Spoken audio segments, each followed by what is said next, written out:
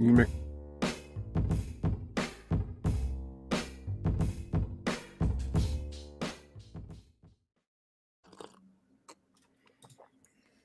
two need to wake the fuck up. Well, you're the reason that we have to do this so freaking early in the morning. First of all, it's 9:30. It's 8.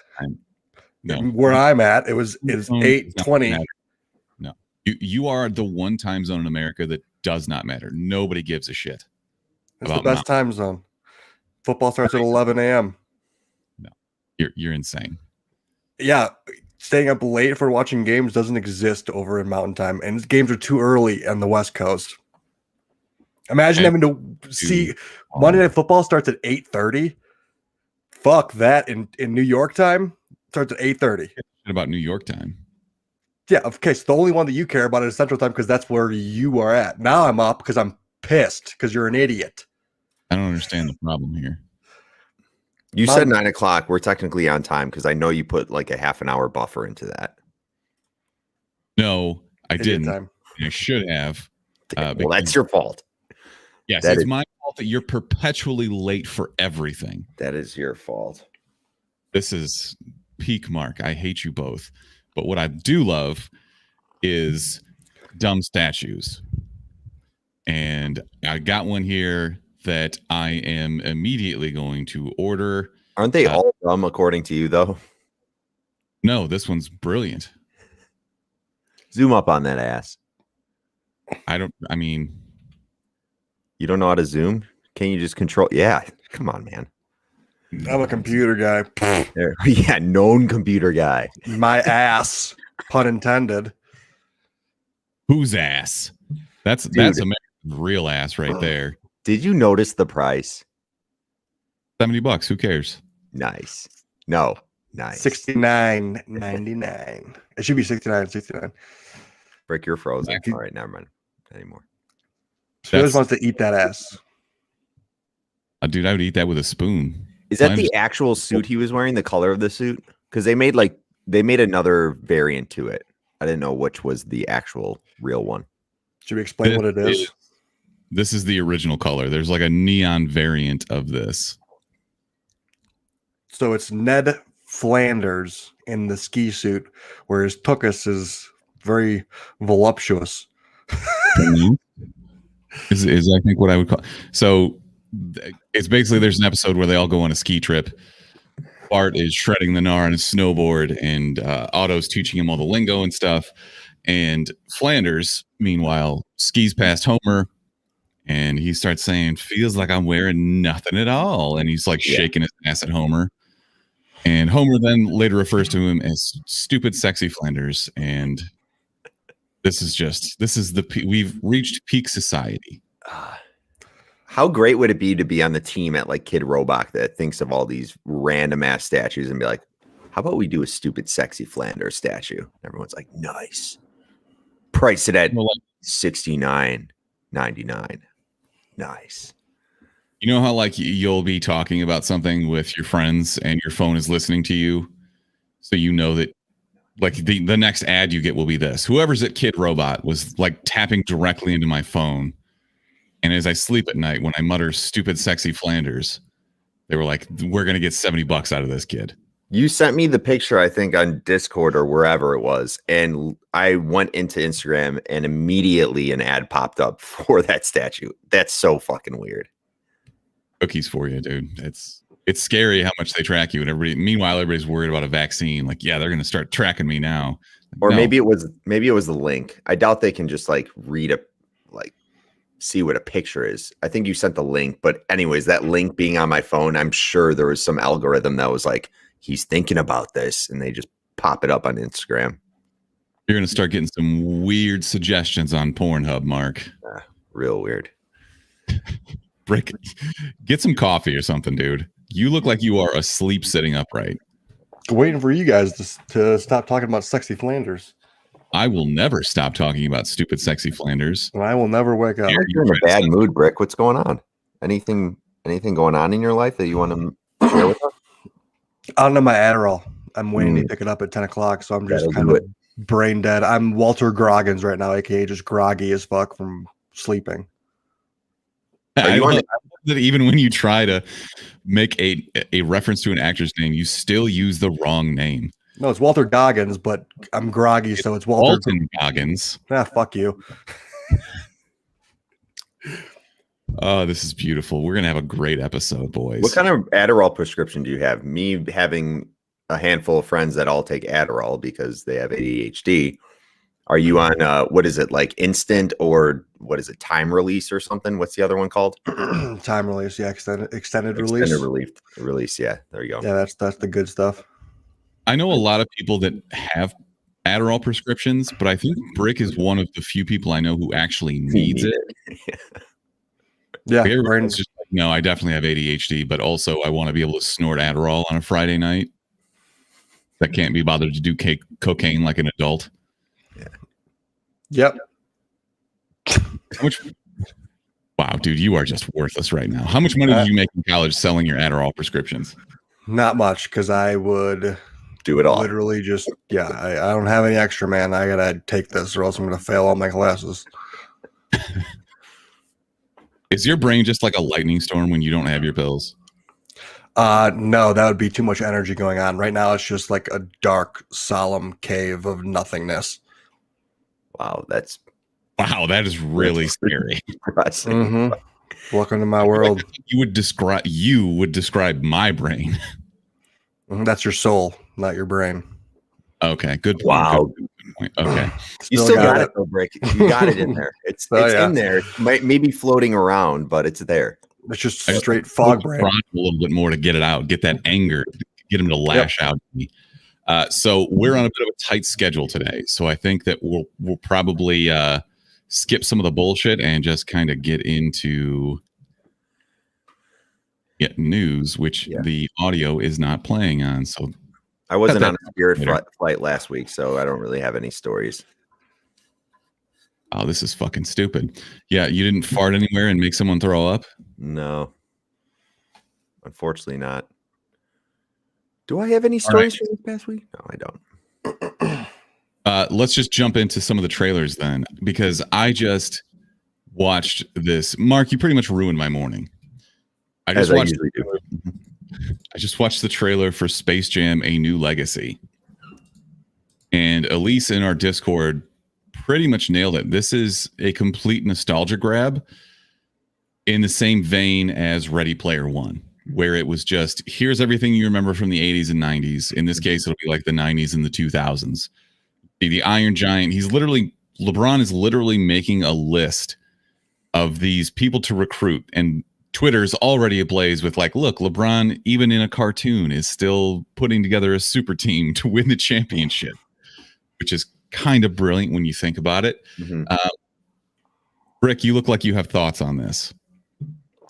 You were wrong, but it looks fine. I mean, it's cheesy, and I'm here for the Looney Tunes. The graphics look pretty good. I'm not super sold in the story, and plus I'm just going to be MJ nostalgia the whole time and probably bash this. Dude, they're the one-liners in this trailer were fucking terrible. I'm going to assume that's LeBron's kid, just like Jordan had Marcus and Jeffrey in that movie, his sons. That's his son, right? I don't know what his sons look like. That's not one of his sons. It's a kid who's playing his son. Really? Correct. Yeah. Damn, I'm kind of blown by that, because in the first one, Jordan actually had Marcus and Jeffrey in there. I'm surprised. Do you think that was a LeBron choice, or do you think that was one of his son's choice? Like, I don't want to be in this. No. You're not good enough to be in my movie. That's LeBron for sure. That kind of blows my mind. But anyways, that kid, when he's just like, you don't let me do me. And I'm just like, dude, stop. Fucking stop. And then LeBron's like, what kind of Matrix shit is this? And like, all right, bro, stop. They did cuss a couple of times, actually. I don't think they said shit, but he does say hell at one point. I'm like, who's Matrix? What the hell Matrix stuff is? I don't know what the fuck he said. It was a forgettable trailer. It very much was, but I don't know. It's something that we'll have to go see in the middle of the summer. Yes, we will, because there just won't be enough out. There we go. What do you? I think we should just talk about the big differences, obviously, that we see in this trailer versus what we get in the first movie is the first one that comes to mind is now we actually get LeBron, animated LeBron in some point. Yeah, what are they doing with that? Yeah. So that was a little weird. Mm-hmm. But I guess it kind of makes sense with how they, which the big difference is we get like these CGI animated Looney Tunes. So I guess that's their way of saying like, okay, this is how we're going to try to make this make sense is, you know, we had the 2D Looney Tunes in the first one. We'll have them in this one, but we're also going to make LeBron 2D, and then they're going to transfer into like the real world or alternate, you know, 3D world where everyone's going to be 3D. That makes sense. You know, I found myself distracted, and I know we're not talking about King Kong yet, but think about how long the individual hairs on King Kong have to be. Like, what animal has? Do humans have the longest hair of all animals? I can't imagine anything else letting their hair get that long. And then King Kong is like 500 feet tall, and his hair is like big tufts of hair. He has to have the longest fucking hair on the planet, right? Yeah, I guess. We'll get it. I have a lot of questions because I didn't see Kong Island or Skull Island or whatever the fuck it's called. I don't No, that was the best one. You did. Overall, I thought Kong was smaller than Godzilla, like half the size of Godzilla. I knew he was fucking giant, but I don't know. I just whatever. We'll get into it. I get what you mean, but they always have and always will just kind of scale them to whatever size makes sense for the movie that they're making. Okay. All right. Go back to the Toon Squad though. What did you think of the new Monstars or whatever? What are they called now? There's some worse name ever. Stupid faceless robots. Where were the rest of the NBA players? Yeah, the Goon Squad. No one else wanted to do it apparently, but they have like this robot guy who can dribble pretty fast, and there's like a spider person, and then there's like can't remember. They're just so forgettable. Trash. They're forgettable because they don't use the color scaling with these, you know, Monstars. And the great thing about the first one is like you wanted to collect them all. You wanted the orange, the blue, the red, the purple one. You wanted all of them. Like what McDonald's had the fucking toys or whatever, and right, they had all this marketing bullshit. This one, they are forgettable, Brick. It's like, I don't know. I'm gonna end up watching this movie and be like, I don't even remember what these guys look like. So I think the marketing factor and like making toys for these things, I think what they should have done is made the Monstars that LeBron was going up against, like, you know, family members or the son or the daughter or whatever of the previous Monstars. So they kept the colors there, maybe a different character design. But I think them not using those colors in the character design was a big miss on their end. Yeah, they have this. Son puts together a team and just completely betrays him. Yeah, that would be actually brilliant if they actually had. That's how they get the other basketball players involved. The son gets like all the good players. AD, Derrick Rose in his prime. So blown, not one. I'm so blown that not one of LeBron's sons is in this movie. That's kind of weird. I mean, they're high school kids though, and they're like actually doing shit. What's always been funny to me is that LeBron has come out and said like, I don't want my son to have the same expectations put onto him that I had put onto me, and I don't want anybody to know that he's my son. You named him LeBron Jr. Or what the Bronny. fuck is going to happen? So many other names you could have chosen. Bronny. All right. But Mark, Elise makes a good point, by the way. She says that they seem to be element themed. There's like a water flying dude. There's a fire dude. They're not like in high school. guy. One's in high school. Bronny is in high school. Bryce is 12 years old. He would have been perfect. I'm not saying like you need them in here, but I'm just curious to know, like, was this a LeBron decision or did the kids just say, no, I'm not fucking doing this with you, Dad? Whatever. Or it's entirely possible that he's like, yo, you kids should probably stay in school while I go make a movie. You know, whatever. Just a thought. Yeah, they're homeschooled. He filmed during COVID when they didn't even go to class, so you could have easily done video schooling while you were there. Mark, I know this is the only reason you actually were able to wake up this morning and hop on, even though you were still 25 minutes late. Season 5 of Rick and Morty is coming June 20th. Yes. Dude, Nimbus, his greatest enemy, is in this trailer. Did you guys catch that at all? This was a Comic-Con trailer that was released. It was like a sketch trailer. It kind of looked weird, but Roland released it, and they brought in this character called Nimbus, who's the Namor looking dude in the trailer at the end that just starts fighting with Rick. That's going to be fucking amazing. I can't wait for that. They're just like the same type of body. They're all like long and gangly kind of, and them just going at it in at least one episode is just going to be amazing. Yeah, you got weird Namor. You got Pinhead Beth. Rick and Morty as Blade. Yeah. You got that dog human thing that teleports sick. him. Yeah, it's how long has it been since we got season 4? Over a year? Probably. Yeah, and there's shows that aren't as good. So just make more Rick and Morty. The rumor is, I don't know, people are speculating based on how many episodes we're gonna get. They're saying this one's gonna finish off with like 10 episodes. Like they're gonna end this because the first half we got 5 episodes, and they announced how many episodes we were getting, if you guys recall. This one they just said episodes starting whatever. So everyone thinks that this is gonna go on for about 10 episodes until the season ends. We'll fucking see about that. I feel as though there's so much leeway here, and they're just so above criticism or direction from Cartoon Network or whomever. They promised us 70 episodes, and it's going to take us fucking 20 years at this rate. Yeah, it's gonna be a while. Do you see like all the Voltron references and like Power Rangers? They're gonna do a lot of that. That was awesome, and I loved Jerry's little, what's your bucket list, Jerry? I want to go to every Major League Baseball park in America. Nope. Just I tagged my friend who actually does that with his dad, and like they have like a group of people that do that every year. And then I was like, you have the same aspiration bucket list as Jerry. He's like, damn. Yeah, the thing is, there are a lot of shitty ballparks. Like the Trop down in Florida. I would never want to go in Tampa. Dude, that place is a shithole. Yeah, but you just wait. You just put Tampa at the bottom of the list and wait until they get a new stadium, because they probably will. Unless baseball just dies in that time, because it probably will. Which is also entirely possible, as you pointed out earlier this week, because baseball is back, and this is the least excited I've ever been for it.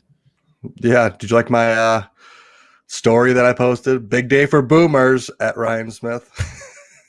Opening day. I don't know why you thought I would be offended by that, but you're not. Pastime, you fucking communist. Yeah, pastime. Mark, you told me you were going to start watching Clone Wars. Have you yet? Not yet. I will, though. I will in time for Bad Batch, which will come out in a few months or something. May 4th. It's a little anniversary present for me. May the 4th be with you. And holy fuck. That's soon. Maybe I won't finish it. I'll try. Rick, does your Adderall suppress your hatred for things as well? Are you just Star Wars is just boring. Wow. We have Elise and Joe in the chat right now. They're just probably losing their minds. It's boring as shit. They're boring as shit. Were the new movies good? Were the new movies like a thrill ride a minute? No. I can't wait for Clone Wars. They were fucking boring. Maybe the Clone Wars was good. I don't know. But am I going to really waste my time? No. I'm not going to waste my time on this thing that everybody says is good. Super cynical brick. Yeah, whatever. Anyways, the Bad Batch is coming May 4th. It's your typical ragtag group of misfits, and that's all it ever is for basically any story. I'm very excited for this, though, because I think the Bad Batch kind of spin-offs that they did were some of the best parts of Clone Wars. The entire final season of Clone Wars is the best part. Is it because it's over? Wow. Brick, we're going to get canceled. Just go back to bed. Fuck is wrong with you? That was a good bird. Come on. Aren't you going to Hawaii and you're going to start off your trip like this on a sour note? No, that's next week when I'll have my Adderall and I'll be happy to get away from the mainland. I thought you were just going to say us. And you guys. Fuck you guys for constantly going on vacations. This will cheer you up, Brick. Things Seen and Heard, starring Amanda Seyfried. This movie looks like it was fucking boring as shit. This looks fucking awful. You remember when we were super excited at the beginning of the year because Netflix was like, we're going to release a movie a week. Yeah, even though big dick swinging trailer, and now we're just like, these all look terrible. all they did was show all the actors that are involved. They didn't say any storylines, and apparently this one seems like a fucking snooze fest. This is kind of a horror thriller. Amanda Seyfried just like looks desperately at things while her husband cheats on her with Nancy from Stranger Things, and I don't know what the fuck else is going on. Yeah, random things are just like breaking. They call the book acclaimed, but I've never heard of it, and it doesn't have very many reviews on Amazon or anything like, which I think is kind of like it was never a bestseller or anything like that. I think this is just something that somebody got a wild hair and was like, yeah, let's make this into a fucking movie. I have a feeling they're going to do like the Haunting of Hill House kind of stuff, where this is going to have creepy shit in the background in every single scene. It's going to be one of those. It won't have bent neck lady vibes though. That was like, I feel like they're not going to have any cool reveals. This just kind of seems like it's snooze. Nolan is crying right now because Brick is just so sad. Bad vibes are emanating from your computer to your baby. Bad. It's a bad look. That's right. Mark. Cry, Nolan. Suicide Squad trailer. Cry. It's the first time I smiled all episode. Cry, baby. Terrible. Suicide Squad. Mark. More trailers. Go. The biggest thing here is Polka Dot Man. We see some of his powers coming into play, which is cool. It does have a different feel than the first one. I know a lot of people actually didn't like the first one. I think they thought it wasn't funny, even though I thought it was kind of funny. This one, anyone that had a negative thing to say about it, is that like, are you running in your DC circles and everybody's like, well, yeah, I'm in like these DC forums, which are flooded, of course, with Snyder fans, and they're just pissed off about everything that's going on. So they're like, it wasn't even that funny. I'm just like, okay, all righty. But it had a different tone to it this time around. I was surprised that they came out with one so soon, right after the other, which I didn't mind, obviously. But James Gunn had something to say about that, and this was supposed to be like the April Fool's Day trailer for some reason. And James Gunn says, "I did not want to make the two trailers exactly the same. It bugs me when they do that. If we're going through the trouble of releasing two trailers, I wanted to give the fans a reason to watch both of them, focusing on different aspects of the film." So you mentioned Polka Dot Man, and you also see Nathan Fillion's character in that, and I'm drawing a blank on who that is, but basically his arms are just disconnected. Yeah. Who the hell is that? I'm trying to think of his dude, I'm not good with these characters either. This is I don't know, Burke, what did you think of the trailer? Did you watch it? I did. They don't even have Nathan Fillion's character listed. If you like everyone else, Idris Elba, Bloodsport. The detachable kid. The detachable kid? Yeah, the detachable makes sense. I've never heard that character. Looking ass.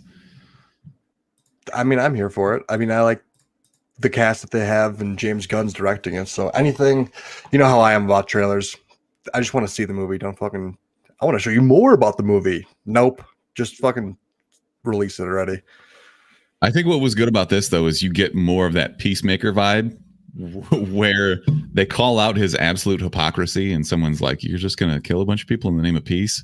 And John Cena's like, "I would kill so many people just to achieve peace." That's what it takes for my country. Right.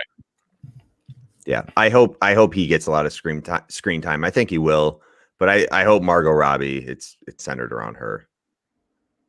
We've had two movies that were centered around her. I know, at least two movies, right? But her interacting with all these different types of villains and people on the Suicide Squad it's going to be fun. I just think you can't bring on Idris Elba and not have him be the focal point. Is he going to be the Rick Flag of this movie this time around? No, I think Rick Flag is going to be the Rick Flag of this movie. You know what I mean, though. The first one was centered around Rick Flag. I know what you mean. He's going to be the one directing the whole team. I mean, he is the one who is like, they do the cutaway and he's like, we're all going to fucking die. Yeah. This is This somehow made me more optimistic for the second reiteration of Suicide Squad. I don't know how or why, but stop here. No more trailers, no more footage. We're good. Yeah. They did release some little vignettes too that were like The Thinker, Peter Capaldi, and just like Twitter hits and stuff. I think I'm going to try and avoid that stuff for now. And I say that, but as we get closer, I'm sure that I'll consume every trailer for this ever. I think Ratcatcher is going to have a lot of cool scenes too. I don't know much about the actor playing her. It's Daniela Melchior or something. But obviously with that character and just summoning fucking a shit ton of rats, I think there will be a lot of cool scenes with her. What the hell is going on with Weasel? Why does that weasel look so cracked out? Why does the weasel look like a weasel? I have no idea. It doesn't look like a weasel though. Weasels are actually kind of cute. Yeah, it's like greasy and like been losing hair and shit. It's kind of gross. Mangy? Yeah, it's fucking weird. Did either of you watch the trailer for Spiral, the new Saw trilogy? Or I just assumed that. Oh yeah. I don't know how I completely missed that until this morning, but I don't have anything to say about it. I was just curious if either of you did, because it looks like another to me. Another one came out, or the first one was a first look or something? This trailer came out 3 days ago. The story is by Chris Rock, so that's kind of interesting. I wonder if he has an element of comedy. Written by and starring Chris Rock. I don't have a feeling there's going to be a ton of laughs in this, although you do have Samuel L. Jackson if you need some comic relief. Quick glances at the machinery that we can presume will do some killing, but great. I didn't see it. I didn't even know it came out. Did you put in the notes? No, because I saw it this morning. Okay, like Space Jam. Yeah. What do we get the first time around? It was a first look, right? It was like a 30-second trailer, basically. Really cryptic and just like focusing in on the Spiral logo and shit. I don't know. This probably doesn't need to be done. You could easily have taken this in a different direction, used some of the same ideas without having to rehash the entire universe. You want to hear something you probably never would have thought? I have seen maybe one Saw movie, and Kelly has seen them all, and some of them multiple times. I'm just like, what? You're a psycho. She's into torture porn. Got it. Yeah. Hostile too, didn't she? Yeah, where the person eats the guy. As sickos. All right. This is boring. Let's move on to our actual news. Mark, defend your Snyderverse, because DC has now killed both the New Gods and James Wan's The Trench horror film that was based on Aquaman's universe. What's going on here? I know a lot of people are pissed off, and not just the Snyder Cut fans. I think this is for the majority of people that just wanted something different with DC movies. I mean, I was more interested in James Wan taking over a more horror-based DC movie, like The Trench. New Gods, obviously, there are a shit ton of characters that we have up here. But all of them seem fucking lame as shit. Look at it. Who's this? This is art from the 70s. Yeah, there's like Silver Age, some Golden Age. Well, actually, a good amount of Golden Age, but even yeah, like they're older characters, Brick. So yeah, even like the names though. Mr. Miracle, Viram Wunderbar, Lonar, Carlos. What is this? Miracle. Canto. He looks like fucking Wolverine, who's like likes baguettes. Dude, you are so cranky today. I fucking love it. But Mr. Miracle had one of the most critically acclaimed comic book runs in the last 10 years. Yeah. So Tom King was writing this. He also wrote Mr. Miracle. He was writing this with Ava DuVernay. And it was this big to-do because, you know, Ava DuVernay has had this huge come up lately. And they were going to bring this to the big screen. They were going to have Big Barda and all other weird characters. I think this could have been really interesting. So maybe they'll change their mind, considering that it's already written and presumably they paid them to write it. But the direct quote from WB was, "We thank our partners, Ava DuVernay, Tom King, and James Wan, for their time and collaboration during this process. We look forward to our continued partnership with them." So maybe they'll write something new, but it really feels like this is just because they're going to switch and pivot back to the Snyderverse now. Am I crazy, Mark? Oh, you think they're going to pivot it back to the Snyderverse? They're actually going to go through with it? Why else would they stop production on something that they already had written? Because it wasn't good. I don't know. That was They can't afford another flop. I don't Pull that think. back up real quick. I would rather watch all of the bad DC movies than watch any of the Star Wars movies. Never mind. You don't have to. That was all Jack Kirby, right? I think he signed it in the left. Okay. Yeah. Kirby. Darkseid looked like a little mini child Darkseid. I was just like, not the best character design with Darkseid in that, but Granny goodness. Jack Kirby's the GOAT. Well, Brick, this will definitely cheer you up. Mark, you and I have had contact with Donald Faison in the past when he inadvertently put out his personal email address on a live stream that we were doing. Humble brag. But I do love him. I've loved him ever since Scrubs and, think back to Clueless, stuff like that. He's going to play the professor in the live action Powerpuff Girls show. So this is the most detail we've gotten about this to date. We know who the Powerpuff Girls are going to be. Let me pull this up. Brick, thank you for sending me this. I would not have thought to pull this together, but it is definitely a good visual aid. So this is going to be the Powerpuff Girls in their 20s. And so Professor Utonium, played by Donald Faison, is going to be in this midlife crisis because basically his daughters hate him because he wasted their entire childhoods fighting a monkey who had a speech impediment. Yeah, so this is coming to the CW, which lowers my expectations for it. Lowers it hard. Also, anywhere else, it is like older than I am, and she's going to play Buttercup. They all look like they could be in their 20s. Yeah, I think Chloe Bennett looks like she's the oldest of them, but no, it doesn't matter. Wait, who's the green one? Long story tradition of older actresses playing younger characters and actors. Buttercup is the green one. Yeah. Who's the actor playing Buttercup? So Bubbles is Yana Peralt. Is she gonna keep that septum piercing? That's kind of badass. Well, she is supposed to be the badass enforcer one, right? Yeah. Yeah. And we should all get septum piercings for this movie coming, or show, whatever it is. What is it, show? I don't think I would ever do that. Yes, it is a show coming to CW. Why, dude? It will just heal. It's not like it has to be for life. Yeah, coward. You guys do it first. After you guys do it, I will consider it. Okay. Poser follower. But please know that as soon as you show up with a pierced septum, I'm going to yank on it to make sure that it's real. All right. That's fine. Mm-hmm. Let's see if we can turn Brick's shitty mood around. We have more announcements of another Oscar winner who will appear in Thor: Love and Thunder. We know next to nothing about this movie as far as the plot goes, but we do know that like Matt Damon's going to reprise his role as the weird Asgardian actor, and now it kind of seems like they're adding Russell Crowe to this.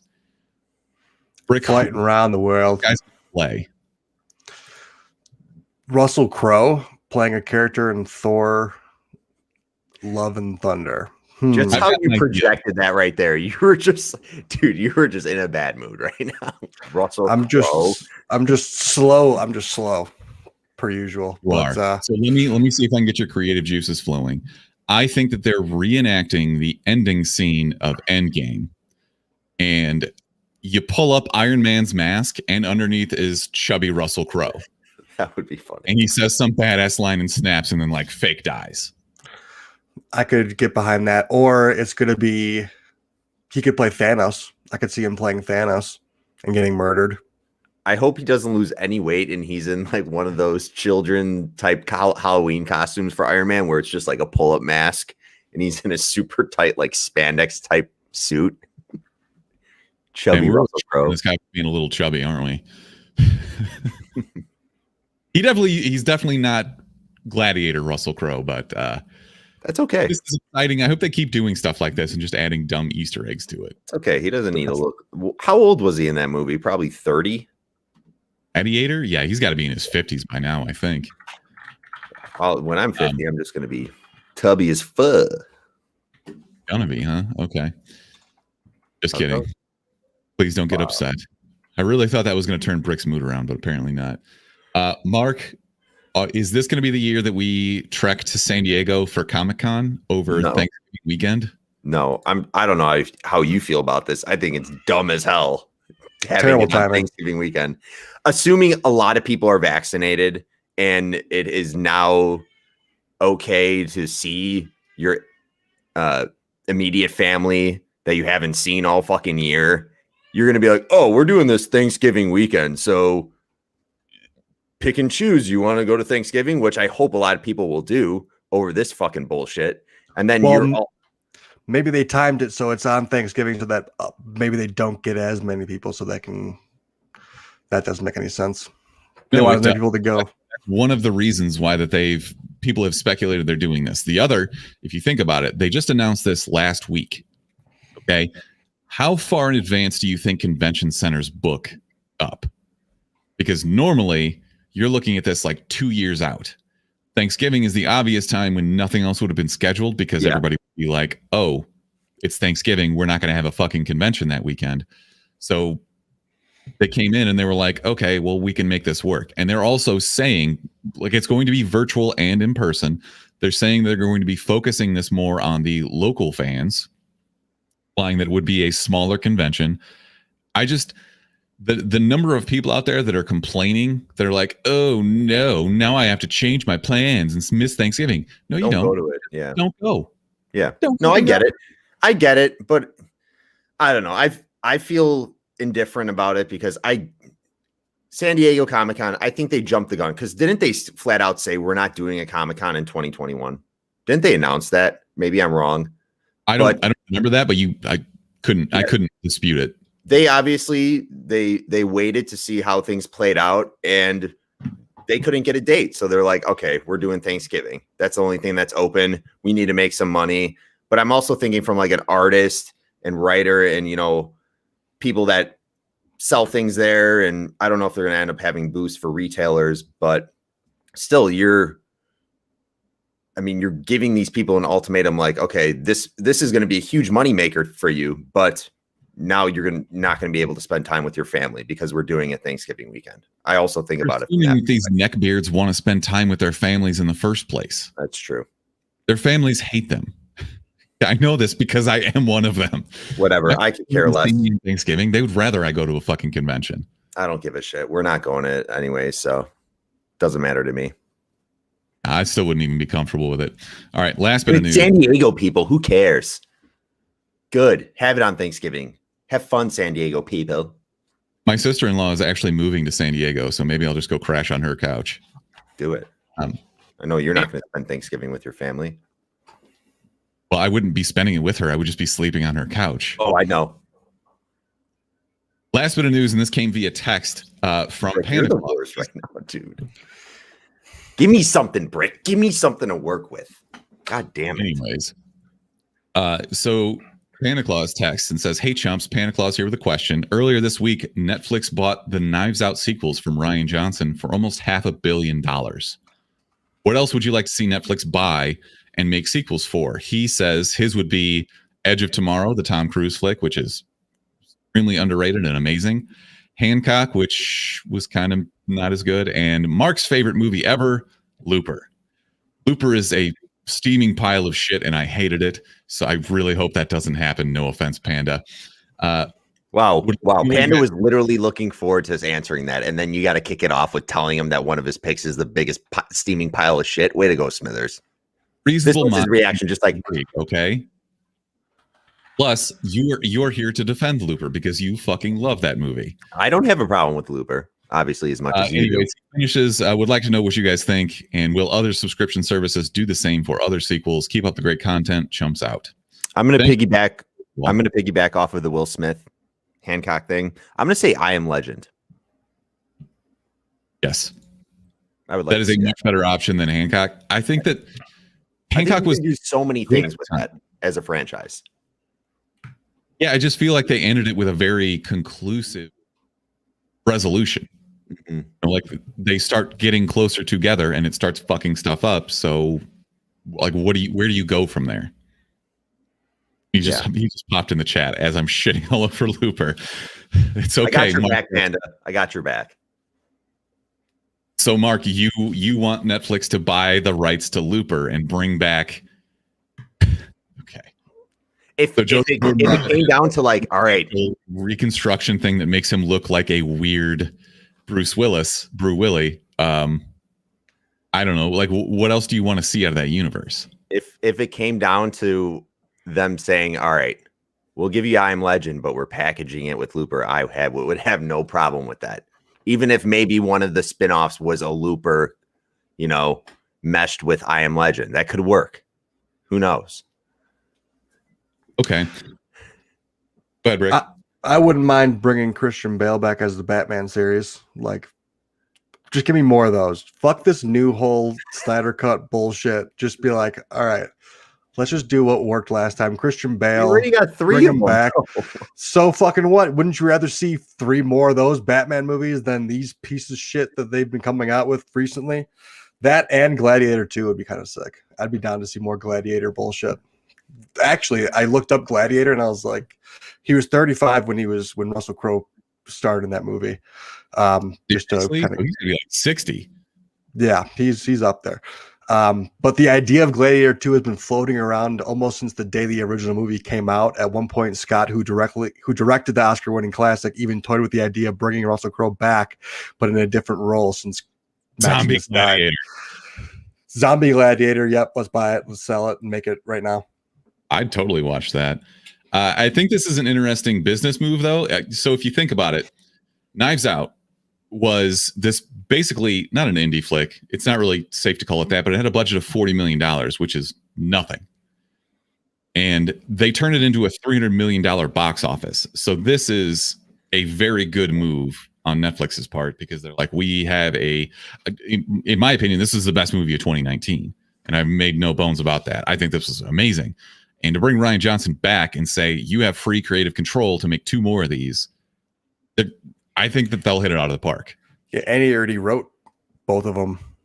So I did not know that. That's amazing. Yeah, he's already got it written. Are there going to be spin-offs of the characters? Are they going to be direct sequels? What do you guys think? Well, Daniel Craig is supposed to be in there, so I'm assuming he's just kind of going in to do 2 different murder mysteries again and solve them. Okay. I'd be kind of sad, though, if we don't get Ana de Armas back, because she was brilliant in the first one. And also I want to see Chris Evans in prison in his cable knit sweater. That works. They also made a freaking Hitman level off of Knives Out, basically. They did a brilliant level. I'm curious to see if they'll be able to pull in the cast that they did for the original, because the first one is star-studded. You got Michael Shannon, all the people I mentioned before. I think that'll be a little bit harder to do for a direct-to-Netflix movie, but things are kind of swinging in that direction anyways, so we'll see. Azrael in the chat is going more off of your Batman mention there, Brick, and saying I need a Batman No Man's Land movie, which would be really cool. Was that the end of Snyder Cut? No Man's Land? No, it wasn't the end. Different thing? It was a story by Alex Ross and I don't know who wrote it. I forgot. But basically, there's a huge earthquake that hits Gotham. They evacuate all the civilians. And, of course, all the villains and shit stay there. And Batman just has to deal with all of them, squatting in Gotham. Oh, cool. It's kind of cool. I'm in. Okay. So this is the point where I would normally play a drop for us to go to our best man alive, but Google Chrome's being stupid. So I'll cut that in later. Panda Claus in the chat says it's basically like an Arkham City game. I would totally watch that, but I think I'd rather play it as a video game. When are we going to get another Batman game? They're coming out. Yeah. Gotham Knight. That one sucked. No, they're doing the one where you can play as like Batgirl, Batwoman, and Robin. And did that trailer like a year ago. Yeah, and they had the Suicide Squad fighting the Justice League. There's another game too. Like they got some shit coming out. Right. So best man alive, Brick, who you got? My best man alive, Joe. with the ultimate April Fool's joke that I got on a lot of people, actually. He had this post. It was like back-to-back days. He had one actual breaking news about like the Knives Out, and so I posted on the story, shared it with him. And the next day, April Fool's, you had Adam Sandberg is playing the new Wolverine cast in The Mutants, and everybody Andy Samberg. I'm a fucking idiot. Anyway, I showed that to a bunch of people. And they're like, "Oh, interesting. I would have never thought that they were going to cast Andy Samberg as Wolverine." And I was like, "Yeah, it's because it's fake." They're like, "All right, god damn it." But Guy at the Movies, we also do trivia with him. He's the man, best man of the. Yeah. How long has your Adderall prescription been out? Like, if you were fully drugged up, would you have fallen for that? No, I was only today. Only today. Okay. I feel like that's very blatantly, like, clearly an April Fool's joke. Yeah, I know, but everybody that I showed that to was like, "Whoa!" Like they all believed it, and they all were like had the same reaction, like, "That doesn't make any sense," but like, okay. I feel like people were tiptoeing around April Fools this year because everybody's just in too much of a serious place and everything sucks. They were just like, let's not do it this year. Not for me. We didn't get, like in the past, like NFL players have gone on their Instagram stories and been like, I want to apologize to the fans of, I think it was Bruce Irvin did it in Seattle and was like, I got a DUI and I'm really sorry. I made a horrible decision. And then like 2 hours later, it's like April Fools. Like, that's not funny. That's not a prank. You got me. Asshole. You son of a bitch. You got me. George Kittle did that. He said he got traded to Jacksonville. It was like Duval. And then I saw John Lynch was like, just got out of meetings all day and saw this. Not funny, George. That's a little bit more harmless than, hey, I got a DUI last night. Obviously, yeah. That's aggressive, even if it's not true. He's still like got pulled over and it was like he drew like a 0.2 or something like that, a 0.02. So he didn't actually not get pulled over drunk driving, but he was like still under the limit. So you guys didn't pull any April Fool's pranks, or were you on the receiving end of any of them? I thought that Roy Williams retiring was an April Fool's prank, but it was not. So we are moved to come out on April 1st and be like, hey, I'm retiring, and hold a press conference. And my mother-in-law got me pretty good on Thursday. She was downstairs in the basement with Nolan, and she just screams, "He took 2 steps. He hasn't walked yet." And I'm just like, what? And like, didn't even think about it. I'm like, no way would she. And I like run down there. I'm like, really? She's like, April Fools. And I'm like, that's mean. That's fucking mean, dude. But Kelly was at work. That's why she was over watching her. Kelly was at work. She's a nurse. So I was like, all right, you got me good. Make sure you just send Kelly a video of him like standing or just something random and be like, he just took a couple steps. And she sent it to Kelly, and Kelly like watched the video and was pissed because it was nothing. It was just him standing there. Yeah. That is not a prank I would try to pull on my wife. I'm pretty sure she would actually stab me. My wife. But on the football topic, my best man alive, April Fool's joke king in my eyes this year was Michael Strahan. He faked his gap getting fixed, which I thought, like, I believed it because they like showed him in a dentist chair and everything on Good Morning America, and he was out, so I figured like, oh, he's actually getting the procedure done. And then the next day he revealed he'd had like a video of him at home, and he posted it to Twitter, and his gap was still there. I was like, dude, why would you that's your brand. Yeah, that's his brand. Exactly. That's pull that picture back up. I got to see that. Also, that surgery doesn't happen that quickly. I'll tell you from experience. Yeah. You would have to add another front tooth in his gap to fill that. That is not a gap. That's a crevasse. Yeah. At first I was thinking like, do they just make these 2 teeth a little bit wider, and connect them? But that would look really weird. Like you actually have to move the teeth. I didn't realize how far his front 2 teeth were from each other, but I would be pretty upset if he got rid of it. He's super rich, so I'm pretty sure that rich people can just get shit like that done immediately. Yeah. But if you're gonna fix him, you got to give him like the Tom Cruise middle tooth. I was just thinking about the middle tooth. Yeah. Have we talked about this recently enough? Do I need to pull this up again? What? Tell us what you're talking about. Okay, so I'm gonna. There's a very infamous picture out there with like a line down the middle of his face. I'm trying to find it right now. This will do. That'll do, pig. That'll do, pig. That'll do. So he used to have pretty jacked up teeth. Like if you see some of his original roles in the early 80s, and then obviously he got a little bit more money and got his teeth fixed. But this is essentially the surgery that they gave him, where they, like right down the middle of his nose, there's an extra tooth for no reason. It is very unsettling. And now every time I see him, this is what I see. But whatever, I'll still watch TC movies. Is it an extra tooth, or is his teeth? Are his teeth just shifted to his left, or whatever it is? I think the teeth are just shifted. I don't see an extra tooth there. I don't really know, but okay. Here's a picture of him. Woof. Who knows with Tom Cruise? Who really knows? Goodness. What are you looking at? What are you like searching on Google? Tom Cruise teeth. Tom Cruise middle tooth. This is what he looked like before. Mono tooth or not? Yeah, that's a real blurry. Probably for the best that he got that fixed, but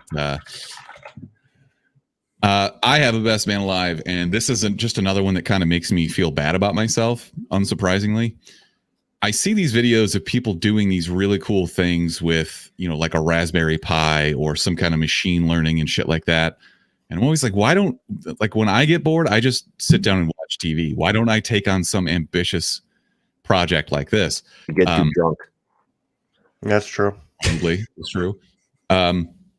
Thanks. That didn't hurt at all. I'm sure you feel terrible, Mark. Anyways, this man was cooped up in his house like the rest of us all winter because there is a global pandemic. Wear your mask. And he would, to pass the time, look out his window and see dogs going out on little walks. And he decided to design a device that would recognize when a person was walking by with a dog, and it would alert him. And it was hooked up to like a megaphone. So I've got a quick little GIF of this, but it's hooked up to a megaphone, and it would alert these good boys that were walking by that they were very good boys. So it's like this automated robot voice. It'd be like, you're a good dog. And I think that this is brilliant, and we should have more wholesome things like this instead of using the internet to tell people that they are fat idiots. I bet that scared the fuck out of the walker. Just like, Jesus. You're a dog. His owner. Yeah, I thought this was a really good story, though. So this is a YouTube channel, Writer Calm Down. He built this AI-powered machine, and you're my best man alive. It would be better if they had like a potato gun that automatically fired a milk bone or something into the street. Macos, yeah. In this day and age, people would think that he's trying to poison their dogs. Don't eat that. That's from true. A stranger. Also, I'd rather watch TV. Why would you waste your time doing this? Kid, and the AI recognized the really ugly kid as a dog. And, like it yells out like, "Who's a good boy? You're a good boy." Here's a milk bone. Shoots it in the kid's eye. Yeah. All right. You shot me in the eye. I'm still alive down here. To the reason why everyone's here, presumably a review of Godzilla versus Kong. Godzilla. So, Mark, we were talking yesterday about the Rotten Tomatoes score of this. I don't understand it. It's currently at 76% from critics, which is probably higher than what I would have expected. 94% out of fans. What do you attribute that to, Mark? This being a big blockbuster that you can just watch at home.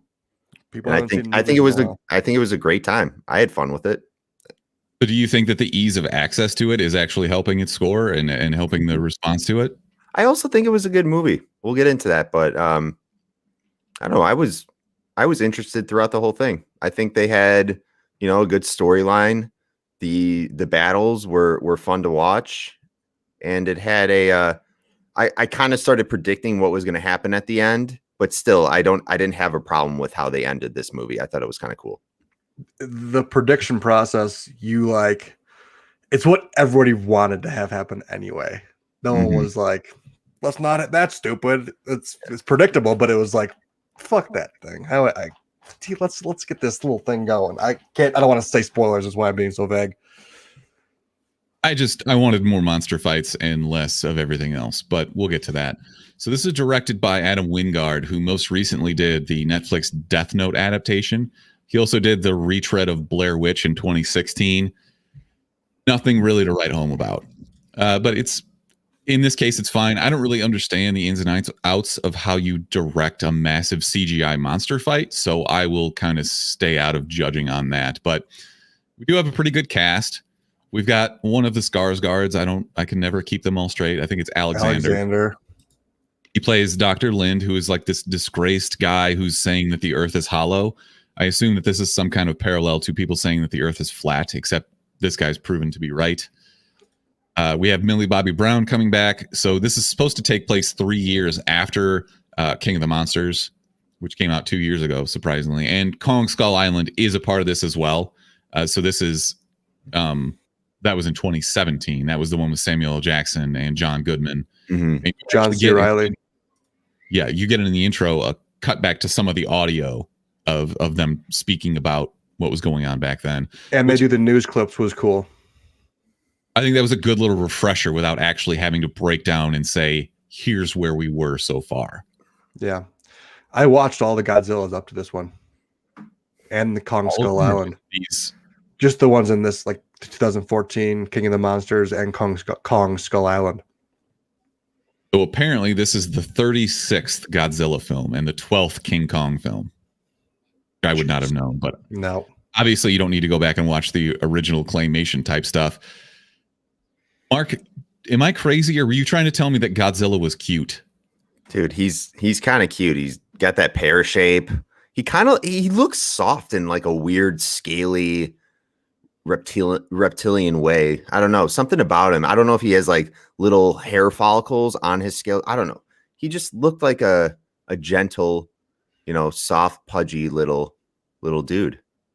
I wouldn't say not gentle, but to me was gentle. Like I would give him a hug. I would go up to his belly. You looked at him and saw a moose, just like this goofy looking mouth breathing monster who's a little chubby. Yeah. Maybe missing some teeth. And he kind of waddles when he runs. It's cute. Yeah. It's cute stuff. I think he looks more like the giant pile of shit from the original Jurassic Park. Fuck you. He's not cute. What about that is cute? Dude, he's kind of cute. Who do you think's cuter, Kong or Godzilla?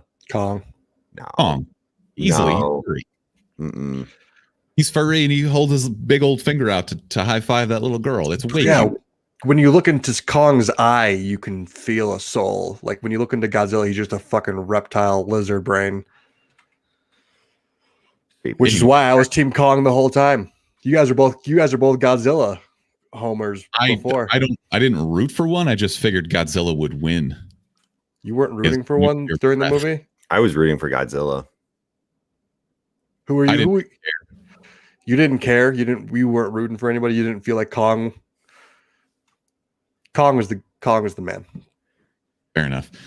We also had Rebecca Hall as Dr. Eileen Andrews.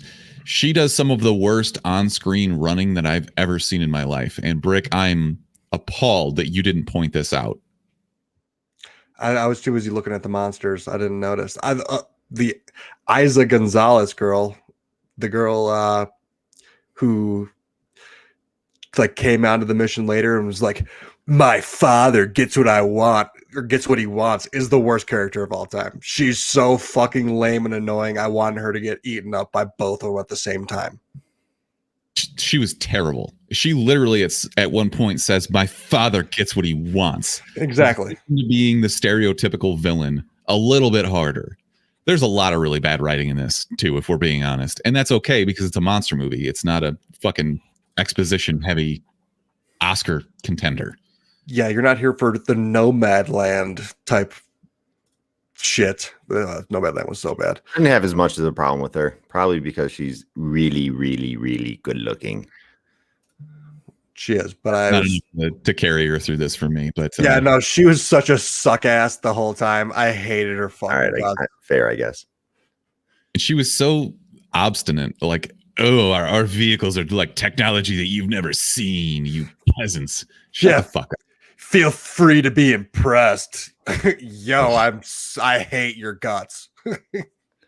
So in this movie, we kind of have two plots going along at the same time. We've got the giant monsters and these two doctors that are trying to transport Kong into the Hollow Earth.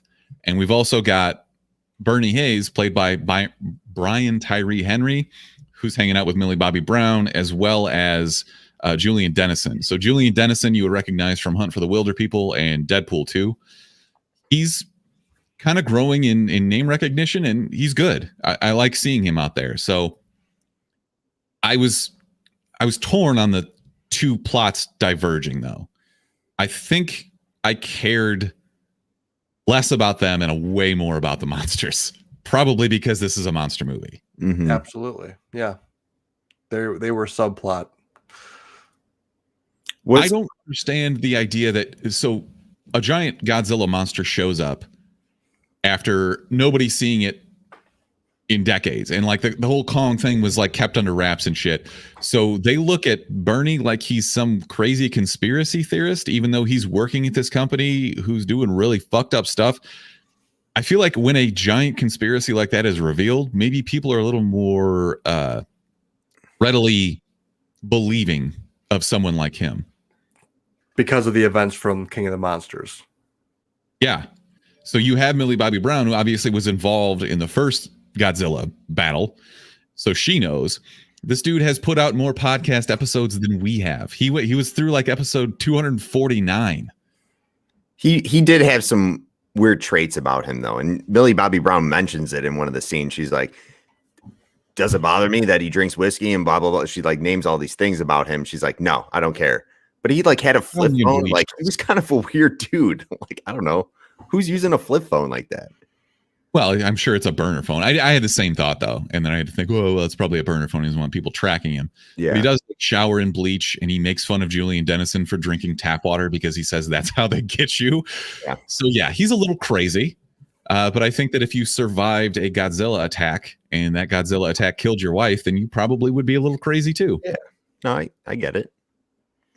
Checks out. Tracks. Apex is this multinational conglomerate that basically is doing shady shit. This is very paint by numbers for me. And that's not necessarily to say that it's a bad thing, because sometimes when you make a giant monster fight movie, you just do giant monster fights.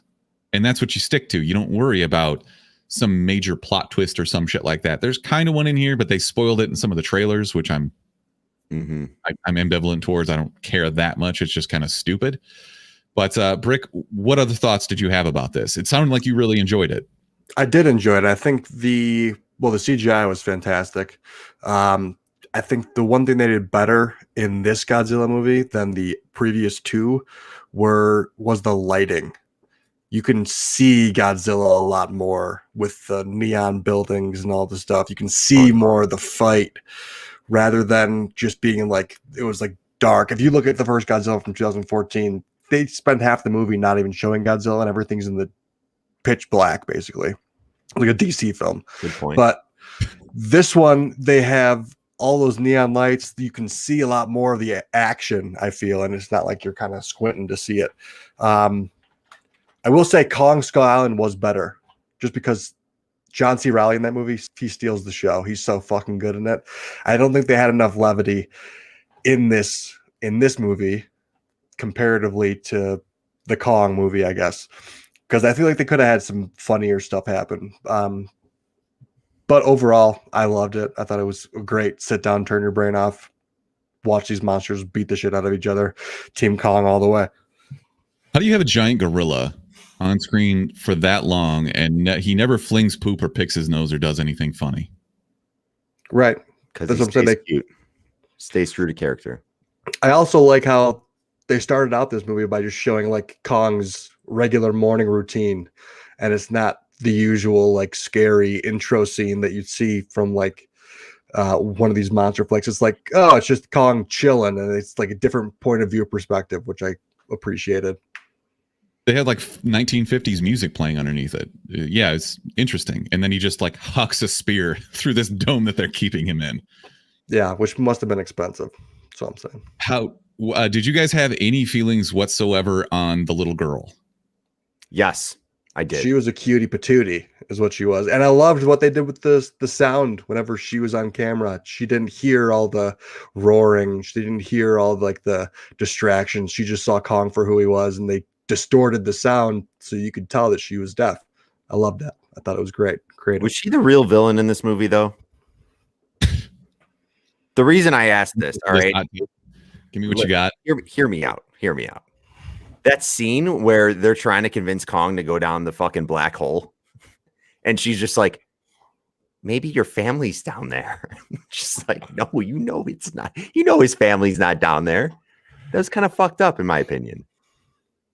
Yeah, but she's a little girl. She's like 7. I think she knew what she was doing. Wasn't she didn't she get like a hint from Illian Andrews or whatever her name was, saying like, all right, we need to figure something out.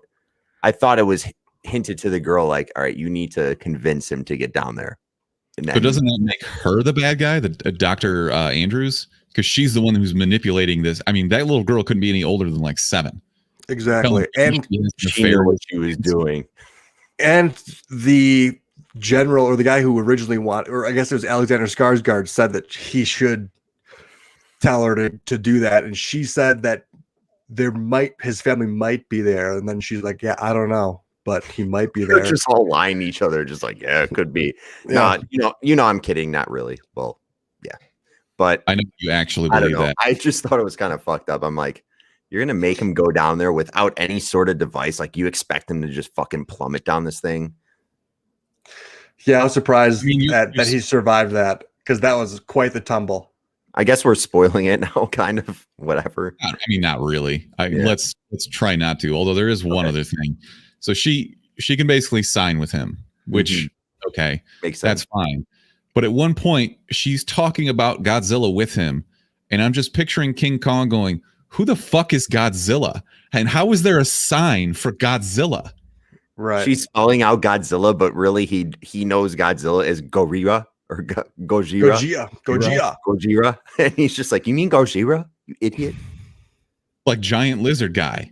Yeah. Why don't you just I thought that was incredibly stupid, but a lot of this movie was. Again, not looking for an Oscar contender here. It's just, I don't know. It's hard for me to suspend my disbelief to that extent, I suppose. Yeah. Mark, do you have any other thoughts on this before we wrap it up?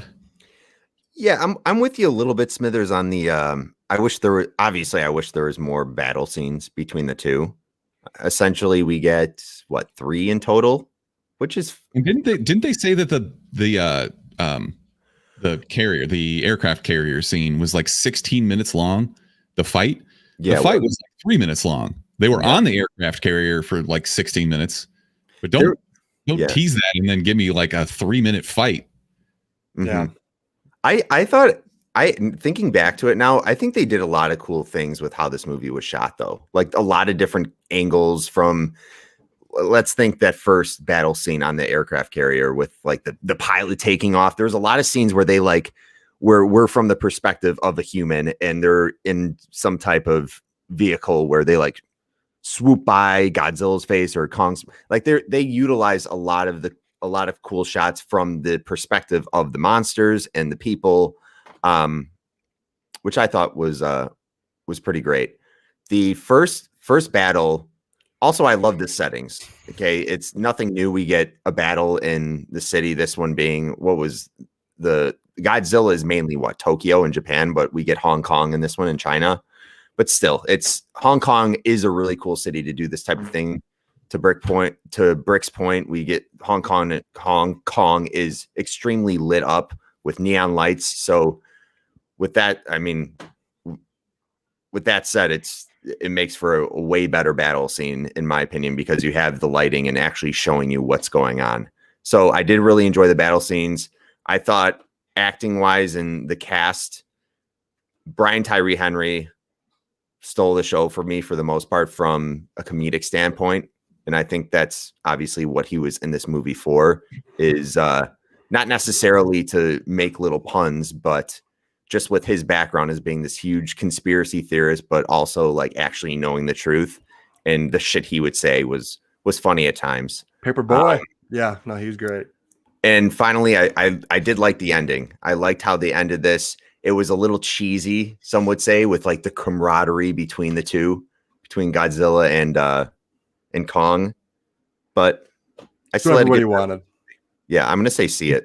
Yeah, you can't do a giant kaiju movie without having it be kind of cheesy. Yeah. But I do want to call bullshit on Godzilla being able to throw a punch with those tiny little arms that like knocks King Kong. What the fuck is that? He's got these little like T-Rex arms and he like slaps him and then Kong goes flying. I don't know. If you're watching this, it's because you want to see monster fights. You don't give a shit about any of the humans. I will say they probably used Hong Kong because these movies are huge in China, and that's probably where they'll be able to make the most money. So that's an extra selling point there for them, which is fine. You know, they know how to butter their bread. It did have reportedly about $150 million budget, which is low, actually, if you think about it, because some of the more recent superhero movies are closer to 200 million. Mm-hmm. Maybe they're getting better at more cost-effective CG, but we'll see. I'm really struggling to call this either a save it or a see it. It's really cool if you have a big TV and like a sound bar or surround sound or something.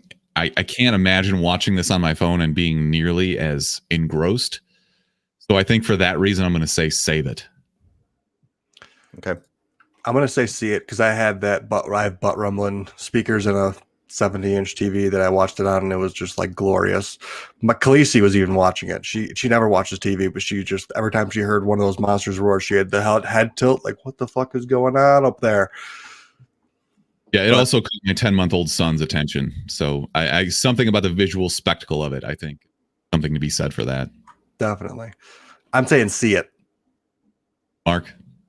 Yeah, I said see it already. See it. All right, in that case, let's wrap this episode up. I got a brilliant text. I'm guessing it came from Jason, though I can't be sure because he didn't sign it. He said that for your recommendations, the sound drop needs to be Lucille Blue saying, here's $20, go see a Star War. And that leads into our recommendations. So I'm going to try and put something together that will play a little homage to Jessica Walter. How much could a banana cost? $10? Oh, good. All right, I have two recommendations. One is Second Star to the Right, which had its debut episode last night on Twitch. We're working on getting the affiliate up and running for that, and we'll have a little more promo for it. Hell yeah. For those of you who missed it, it'll be out in podcast form, edited down to a shorter, more digestible type thing, which you need when you don't have the video. It went great. The players are awesome. Joe obviously crushed it as the dungeon master. I only fucked up a couple little things as the producer, so I think it's okay, and we'll just get better as we go. The other thing, did you guys see the picture I posted in the alcohol section of our Discord? No. I'll go to it right now. Naturdays. Oh, yeah. No, I did see that. Pineapple? How are they? Pineapple lemonade. Pretty fucking good, honestly. And I wasn't planning on getting some of this, but it's supposed to be like 70 degrees and sunny in Chicago for the next few days. Rare. And I saw it in the liquor store and I was like, well, gonna be that kind of weekend. So Mark, I don't know what you're doing later, but you're gonna come drink some of these fucking Naturdays. Are they better than the OG Naturdays? I don't think so, but they're still really good. You know what you should do is just buy a case of each, throw them all into a cooler. Don't look when you reach in to grab something, and you'll have a great day. Okay. I'm a huge pineapple guy, so I would assume it's based on your likeness of pineapple, how much you like pineapple. I do love pineapple. It's pretty good. And this tastes more like beer than the actual strawberry one does. Okay. So if you're more into that, you're more of a beer drinker than like a super sweet thing. This is for you. So I see Deck put in our Discord just above that Bud Light Seltzer Pizza limited edition. 3 extra cheese, 3 pepperoni, 3 veggie, and 3 anchovy. Those are the flavors. Fool's pranks again. Wow. Got me, Deck. Nicely done. You are a mark. I gotta take a shit. Mark, but that's like my you recommendation. Mark, on April Fool's Day. We have to fucking Mark, we're gonna start planning something to get him for next year. All right. Here's what we're gonna do. You guys are not good at planning things. Since you haven't had your medication, I think you won't remember it anyways. We're gonna find a way to get a bunch of giant mirrors, and we're gonna put them up in front of your apartment, so that when you come home from work or wherever you go, you're just gonna think your apartment's fucking gone. Nice. I'm like, oh wow, I have twins. When did I have a twin brother? Oh my God, who's that super handsome guy? Yeah, I have to take a shit. I'll talk to you guys later. Peace. All right, Later, Rick. Thanks for that.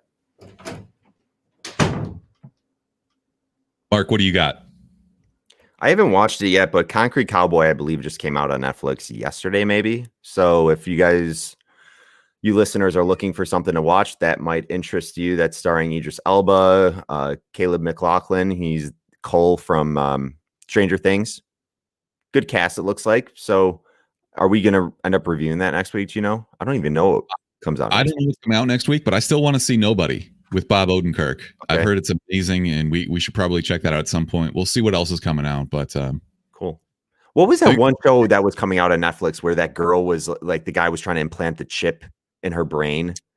Coming to HBO Max with Kristen Milioti and Billy Magnuson. Yes. And Ray Romano. So we'll watch that. Came out too. Doesn't really help that I don't know what it's called. Something about love. Like, I don't know. Anyways, this is a perfect opportunity for us to wrap this up because I got to get going anyways. Sure. My boss, I quit my job. Love. Sorry, Made for Love. It's called on HBO Max. You guys might want to check that out if you're looking for a series. Put my notice in for my job, and my boss is texting me on a Saturday morning. My last day there is Friday, and he's texting me like, hey, give me a call. What makes you think I'm going to do that? I'm not fucking calling. It's Saturday. So wait, you are officially done with your job as of this past Friday? No, this upcoming Friday is my last day. Okay. But it's still Saturday. And he's probably never done this in the past. Never call me on a Saturday or a weekend. Never. Did you call him? No. No, I'm not fucking calling him. You shitting me? Oh my God. Anyways, this has been episode 240 of the Chumpcast. Thanks for tuning in. You can find us on all social media platforms at the Chumpcast. You can also call or text us at 847-920-6107. Thanks to Panda and Jason, who both texted us this week with either story recommendations or suggestions on our show drops for segments. So we appreciate that. Thank you, guys. We'll be back this Tuesday night playing D&D. And I guess until next time. Jumps out, motherfucker.